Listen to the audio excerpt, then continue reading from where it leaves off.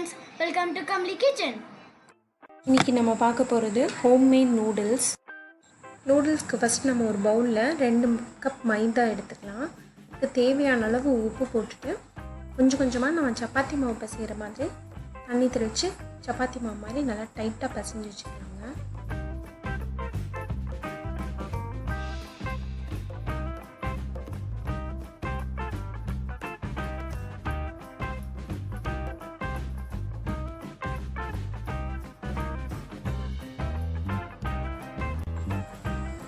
கடைசியாக ஒரு table spoon எண்ணெய் விட்டு நல்லா கோட் பண்ணி 15 மினிட்ஸ் க்ளோஸ் பண்ணி வச்சுருங்க. 15 மினிட்ஸ் கழித்து திரும்ப ஒரு தடவை நல்லா மாவை பசைஞ்சு எடுத்துக்கோங்க.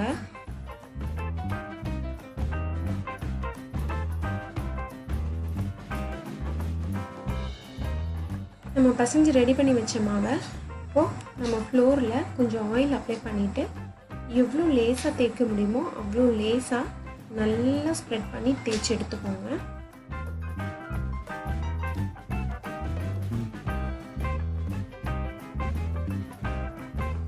சைட் பை சைடாக அடுப்பில் 3 டம்ளர் தண்ணி வச்சு உப்பு போட்டு 1 டேபிள் ஸ்பூன் எண்ணெய் விட்டு அதையும் கொதிக்க விட்டுருங்க.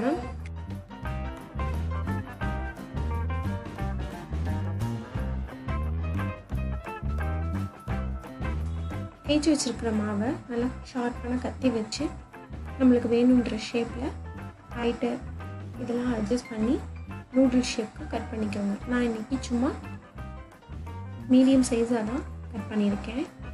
நம்மளுக்கு தண்ணி கொதி வந்ததுக்கப்புறமா எல்லா நூடுல்ஸையும் எடுத்து அந்த கொதிக்கிற தண்ணியில் போட்டு 5 to 7 மினிட்ஸ்லேயே நம்மளுக்கு வெந்துருங்க.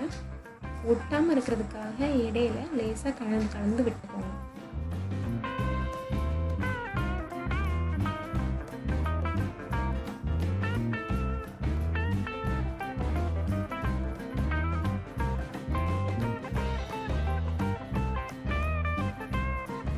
நூடுல்ஸ் வெந்ததுக்கப்புறமா நம்ம அந்த எக்ஸ்ட்ரா தண்ணியை வடித்து எடுத்துகிட்டு நூடுல்ஸை தனியாக எடுத்து வச்சுருங்க. இப்போ நம்ம இந்த நூடுல்ஸ்க்கு வெஜிடபிள்ஸ் போட்டு எப்படி பண்ணுறதுன்னு பார்க்கலாம்.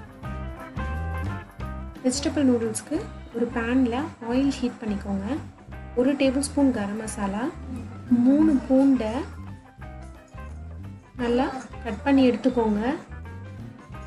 வெங்காயம் 1/2 cup, carrot 1/2 cup, capsicum 1/2 cup. இது 3 ஒரே மாதிரி நீளமாகவே கட் பண்ணி எடுத்துருக்கேன்.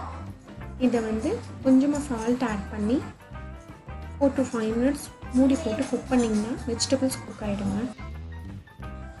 நூடுல்ஸ்க்கு இன்றைக்கி நம்ம 1/2 டேபிள் ஸ்பூன் மஞ்சத்தூள், 1/2 table spoon red chilli powder, coriander powder 1/2 table spoon போட்டு மிக்ஸ் பண்ணி வெஜிடபிள்ஸோடு ஆட் பண்ணிடுங்க.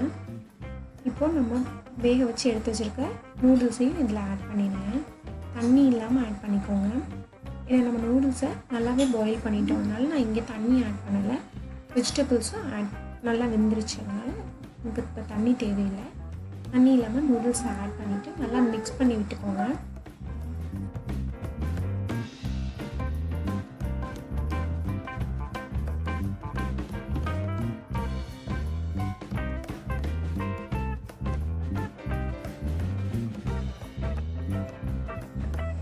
எனக்கு இந்த ஸ்பைஸ்னஸ்க்காக நான் இன்னும் கொஞ்சோண்டு 1 டேபிள் ஸ்பூன் சில்லி சாஸும் 1 டேபிள் ஸ்பூன் சோயா சாஸும் ஆட் பண்ணி நல்லா மிக்ஸ் பண்ணிவிட்டு மீடியம் ஃப்ளேமில் க்ளோஸ் பண்ணி 3 மினிட்ஸ் குக் பண்ணியிருக்கேங்க.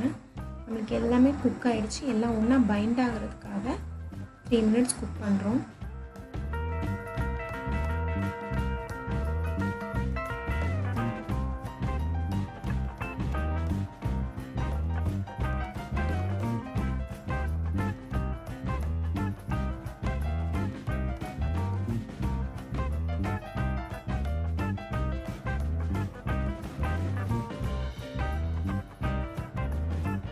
லாஸ்ட்டாக கொத்தமல்லி இலை தூவி கிளறி விட்டுக்கோங்க. உங்களுக்கு homemade noodles with vegetables ready.